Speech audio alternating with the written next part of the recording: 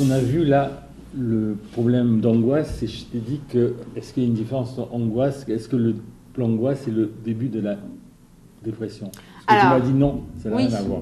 Alors c'est quoi la différence entre l'angoisse et la dépression? Alors une angoisse à long terme peut amener une personne en dépression.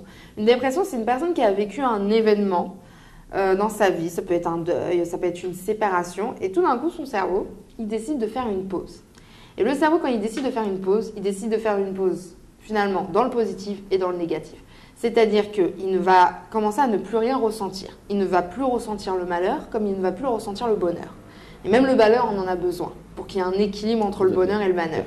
Et justement, la dépression, c'est quand le cerveau a décidé de faire une pause. Et une personne qui est dépressive, c'est pas qu'elle a peur, parce qu'il y a une différence entre une personne qui est angoissée, elle ne veut pas sortir, mais elle se sent vivante. Elle est justement peut-être un peu trop, elle ressent un peu trop ses émotions. Une personne qui est en dépression ne ressent plus ses émotions. Elle n'est plus du tout connectée avec elle-même. Elle est totalement comme en arrêt. Ça peut être vraiment pour différentes raisons, mais l'une des raisons, c'est un choc psychologique. Alors, ça se soigne, heureusement que ça se soigne. Par contre, c'est vrai que beaucoup de personnes restent comme ça. Il y a deux façons de la soigner. Ou ça passe, il y a beaucoup de personnes qui rentrent dans une dépression, et puis ça passe. Finalement, c'est juste pendant un moment, le cerveau, il décide de faire une pause. Puis ça passe, au bout d'un mois, 2 mois. En fait, finalement, la personne reprend une vie normale, tout va bien. Et puis, il y a des personnes, en fait, ça passe pas. Et puis, on s'enferme. Parce que quand on est en dépression, on reste à la maison, on veut plus aller au travail, on veut plus rien faire, on veut plus voir des amis, on veut plus rencontrer personne. En fait, on veut totalement rester renfermé sur soi-même. Et là, à ce moment-là, il peut se passer un comportement qui va jouer totalement sur le psychologique. Je vais rester dans cette situation de dépression. Parce qu'on se sent bien dans ce non-être, en fait. Exactement. Donc, aussi, il y a beaucoup de... On se protège, en fait, dans ce non-être. On se protège, on n'a plus rien envie de se ressentir. C'est parce qu'en fait, le cerveau a ressenti peut-être trop d'émotions fortes. Overdose, en fait. Une overdose, il s'est passé pas mal de choses dans sa vie. Et justement, là, il n'en peut plus. Il décide, il débranche. En fait, à la base, une dépression, ça veut dire que le cerveau va bien, c'est-à-dire que le cerveau, il fonctionne. Notre cerveau, il faut savoir qu'il y a beaucoup de personnes qui voient leur inconscient comme leur pire ennemi. Non, un inconscient, c'est pas notre ennemi, il fait des choses pour nous. Mais on s'en rend peut-être pas compte sur le moment. Mais une dépression, c'est je suis en pause, j'en peux plus. C'est comme en fait une pression, c'est quand on est sous pression. Exactement. Et dépression, c'est quand on dépressurise, en fait. Exactement. On se laisse... Exactement. Il y a beaucoup de personnes, ce qu'il faut qu'ils sachent, c'est que les personnes qui sont en dépression, une dépression qui dure à long terme, où la personne n'arrive pas à s'en sortir tout seul, parce qu'aussi il y a l'entourage. L'entourage a énormément du mal à aider la personne en lui disant ça va, sors, c'est bon. Ça sert à rien, encore une fois, de dire à une personne c'est bon, ça va passer. Oui, mais il faut le travailler sur soi pour que ça passe. Donc, il y a beaucoup de thérapies aujourd'hui aussi qui existent. Alors, il y a des thérapies médicaux qui existent où la personne prend un médicament, mais encore une fois, elle peut être aussi addictive. C'est peut-être bien au début, parce qu'au début, la personne, ça la réveille, ça l'aide peut-être à avancer, mais c'est vrai qu'il faut qu'elle apprenne à savoir. Déjà, ce qui est important quand une personne elle est dépressive, moi, j'essaie toujours de savoir, c'est pourquoi.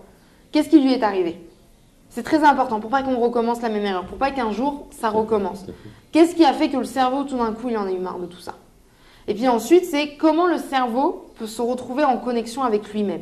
Donc il y a pas mal de choses, comme on a vu là dans les angoisses. C'est vrai que l'imagination active et la méditation aident, mais pas que ça. Il y a l'art-thérapie aussi qui aide beaucoup. Parce que l'art-thérapie, finalement, aide la personne à mettre ce qu'elle ressent quelque part. C'est quoi exactement? Art-thérapie. Art comme artiste? Voilà, comme l'art. Et thérapie, ça veut dire qu'on va utiliser la peinture, la musique. Donc en fait, la personne va faire quelque chose de très agréable. Le but, c'est justement, en fait, la personne, c'est de la retourner vers des choses du plaisir, mais des plaisirs de tous les jours. Moi, quand j'ai un patient, je lui demande ce qu'il aimait faire avant sa dépression. Et il va me dire tout ce qu'il aimait faire et je vais essayer de faire en sorte qu'il retourne là-dedans. Petit à petit, en fait, il va se redonner du plaisir dans sa vie. Et justement, il va revenir à cette envie de continuer sa vie. Parce que la personne, finalement, elle fait comme une sorte de pause. Elle n'a plus rien envie de faire dans sa vie.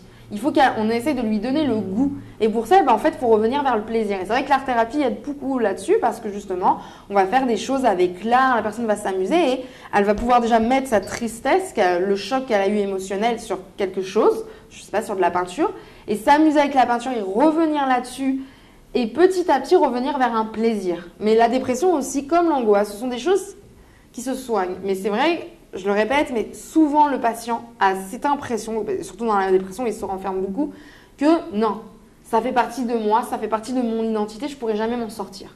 Est-ce que c'est mieux qu'on essaie de s'en sortir seul ou c'est les proches qui peuvent aider? Ou alors il faut prendre un aide extérieur? Je pense que c'est tout le monde, en fait, c'est-à-dire soi-même, il faut qu'on s'aide. Les autres, ils ne peuvent pas faire le travail à notre place. Les proches doivent être là pour comprendre la personne, non pas pour lui mettre justement une pression encore plus parce qu'elle va se renfermer. Pression, dépression, pas remettre la pression sur la pression. Exactement, il faut la comprendre, il faut lui parler, il faut sortir avec elle, il faut lui dire allez viens, on va sortir ensemble, on va aller à la plage, il faut la faire rigoler. À la plage ici, mais quand déjà on va faire la montagne. Mais on va à la montagne. Non, en tout cas on va au cinéma, viens, on va faire quelque chose. Il faut que justement il lui donne envie. Cette envie, parce que c'est ça qu'on perd en fait dans la dépression. D'avoir envie simplement. Oui, alors des fois il faut un petit peu, allez, on va y aller puis on va voir ce qui se passe. Puis après la personne tout d'un coup elle ne regrette pas d'y avoir été. Elle fait ouais c'est vrai que j'ai passé un bon moment et là tout d'un coup le plaisir va revenir, le bonheur va revenir. Et puis c'est vrai qu'après il faut aller voir un thérapeute, encore une fois dans la situation où ça passe pas. Comme j'ai dit, souvent dans notre vie on peut arriver à une dépression où on n'en peut plus, on est fatigué. On attend un peu, on n'est pas obligé d'aller voir tout de suite un thérapeute. Ça, il faut déjà faire un premier, essayer de faire un premier travail. On peut aller voir un thérapeute et puis après, on essaye d'éviter les médicaments parce que c'est vrai qu'on peut retourner dans cette dépendance avec les médicaments. Ça peut... Les médicaments, c'est un piège, on a l'impression que c'est vite fait. Alors en fait, le retour qui est pire. Il y a du positif dans le médicament. Dans le médicament, ce qui l'aide, par exemple pour l'angoisse et la dépression, c'est que ça aide sur le moment et ça aide au patient de réaliser dans quelle situation il est et peut-être d'aller voir un thérapeute. Ça l'aide au moins dans les premiers pas à faire quelque chose. Ça ouvre une porte. Ça ouvre une porte. Mais par contre, voilà, exactement. C'est vrai que des fois, il y a des personnes, ils prennent un médicament et ça ne veut pas dire qu'ils vont devenir accros toute leur vie, mais au moins ça les pousse. Moi, j'ai des patients qui viennent me voir, ils sont sous médicaments, sous antidépresseurs. Parce que ça les a au moins aidés à sortir de chez eux. Il fallait bien qu'ils sortent de chez eux. Il faut bien le déclic. Voilà. Alors après, c'est sûr que c'est à eux et à leurs médecins de voir quand est-ce qu'ils peuvent arrêter le traitement. Parce que oui, c'est sûr que c'est un traitement où il y a des conséquences, où justement, il y a des conséquences négatives là-dedans, il y a des effets secondaires. Donc c'est sûr que c'est avec le médecin de voir, voilà, je suis un thérapeute, j'ai vu ça, je me sens mieux. Comment on peut baisser? C'est sûr qu'il faut baisser la dose. Petit à petit, il ne faut pas arrêter du jour au lendemain, mais en tout cas, il y a un travail à faire psychologique qui est le plus important. Je pense que la psychologie, c'est la base, c'est le cerveau qui dirige. Justement, donc, si le cerveau, c'est à lui apprendre à réagir. Exactement. À bien réagir, en tout cas. On met de moins en moins confiance au pouvoir de notre cerveau, mais notre cerveau a un pouvoir incroyable. On se sert qu'un petit morceau de son cerveau. Et on peut se servir de beaucoup de choses, et notre cerveau a toujours envie de nous aider, il est là pour survivre, il a cet instinct de survie. Donc quand il fait quelque chose, il y a beaucoup de personnes qui me disent voilà, moi mon inconscient c'est mon pire ennemi, je me comprends pas pourquoi je fais ça, pourquoi je dis ça. En fait, le cerveau s'il bloque, c'est pour prévenir qu'il y a un problème. Exactement. L'inconscient essaie de toujours nous prévenir il y a quelque chose qui va pas. Ou on le fuit et non, et donc le problème ne fait que s'aggraver, ou j'essaye de comprendre ce que mon inconscient veut dire et je travaille avec lui. En fait, c'est à ça à quoi aide en fait un thérapeute. Un thérapeute, il sera toujours du côté de l'inconscient. Tout à fait. Quand moi j'ai un patient qui vient me voir, je l'écoute consciemment, mais j'essaie plutôt de voir qu'est-ce que son inconscient essaie de dire, et puis de là, je vais travailler avec son inconscient. Tout à fait. Tout à fait. C'est les mots qui viennent, qui ne veulent rien dire, mais en fait, qui ont un sens double qui ouvre la porte. Comme dans nos rêves. On a l'impression des fois nos rêves ne vont rien dire, mais justement, il y a une métaphore là-dedans. Tout à fait, tout à fait. C'est l'art de traduire ses rêves. Exactement.